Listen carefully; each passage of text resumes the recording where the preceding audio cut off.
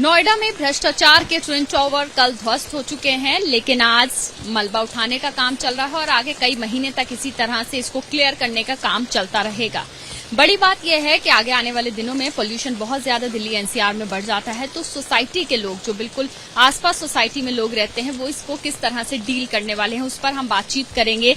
इसी यानी कि सुपरटेक एमरल्ड सोसाइटी के ही एक टावर कैप्टन मेरे साथ मौजूद हैं, मीनू राणा जी, उनसे बातचीत करते हैं। मैम, सबसे पहले तो मुबारकबाद कि बहुत सेफली डेमोलिशन हो गया और आप लोग भी प्रे कर रहे थे, बाकी सब भी प्रे कर रहे थे।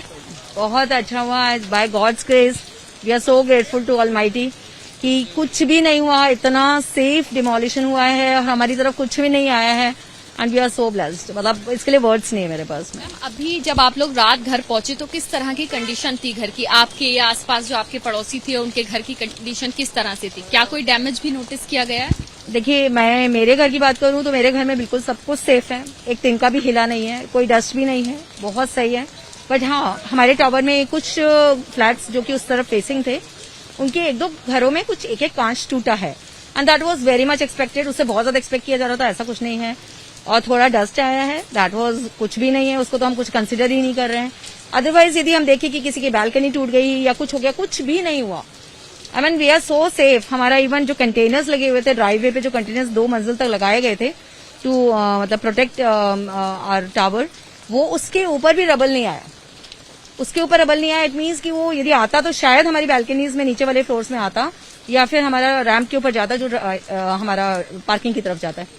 But we are totally safe and we are so blessed. सब लोग इसी चीज के लिए प्रे कर रहे थे कि सेफ डेमोलिशन हो जाए ताकि जो आसपास सोसाइटी है, लोग हैं, उनका नुकसान ना हो। मैम, यहाँ सवाल ये है कि अभी ये जो मलबा है इसका बहुत लंबे वक्त तक यहाँ रहने वाला है, 2 से 3 महीने का वक्त लगेगा इसको पूरी तरह से क्लीन होने में। फिर मशीन्स आएंगी, इसको क्रस्ट किया जाएगा, इसको लेके जाया जाएगा।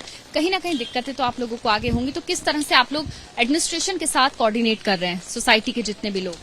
देखिए, अभी डेफिनेटली उसका हमें मालूम है कि लेकिन अभी खुशी इतनी हो रही है कि सब कुछ सेफ हो गया, तो अभी इतना उसकी तरफ दिमाग नहीं जा रहा है। दो वो प्रॉब्लम तो रहेगी क्योंकि जो ड्राइववे है हमारा वो अभी हमारा बंद है और हमारा जो गाड़ी जाने का रास्ता या हम लोग को चलने का रास्ता था वो हमारा अभी बेसमेंट के थ्रू है, तो डेफिनेटली वो एक पेन है। बट ठीक है, जो हुआ उसके सामने वो कुछ भी नहीं है और टाइम लगेगा रबल उठने में, तो डेब्रिस को तो उसी के लिए यही है कि बस वो सेफ तरीके से काटें या फिर उसको यहाँ से ले जाएं, कहीं और जाके उसको डिस्पोज ऑफ करें। यदि यहाँ करते हैं तो फाइन डस्ट होने के चांसेस होते हैं क्योंकि बहुत बारीक डस्ट होती है, शायद दिखे भी ना।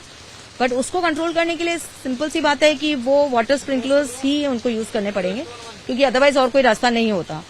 मैम, बाहर के लिए तो वाटर स्प्रिंकलर्स जो हैं वो लगा दिए गए हैं। हम कल से देख रहे हैं कि पानी के टैंकर्स का इंतजाम है, साथ ही साथ एंटी स्मॉग गन्स का इंतजाम है।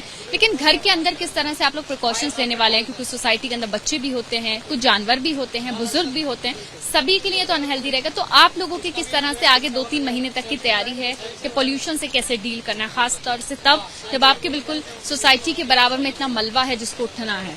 जी, बिल्कुल जरूरी है घर में रहते हुए, क्योंकि बाहर का हमारे हाथ में नहीं होता बट घर में हमारे हाथ में होता है।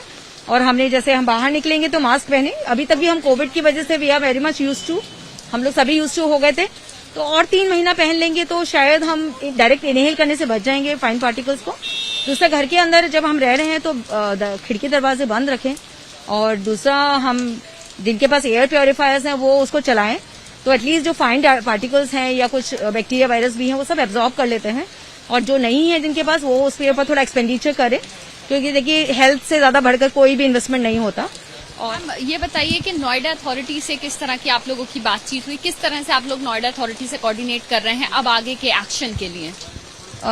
देखिए, इस बारे में बहुत ज्यादा शायद नहीं बता पाऊंगी अभी, लेकिन जो एसओपीज हैं वो अभी तक फॉलो करते आए हैं, एडीएफएस भी फॉलो कर रही है और नोएडा अथॉरिटी ने भी बहुत साथ दिया है। उन्होंने ही सब कुछ इतना क्लीनिंग इतनी जल्दी करवा दी, सब कुछ किया है।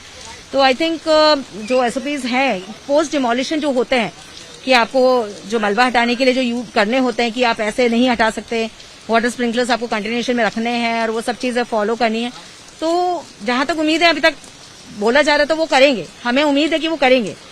बट यदि वो नहीं करते हैं तो फिर उसी समय देखा जाएगा कि फाइट तो हमेशा रहती है, चलती रहती है।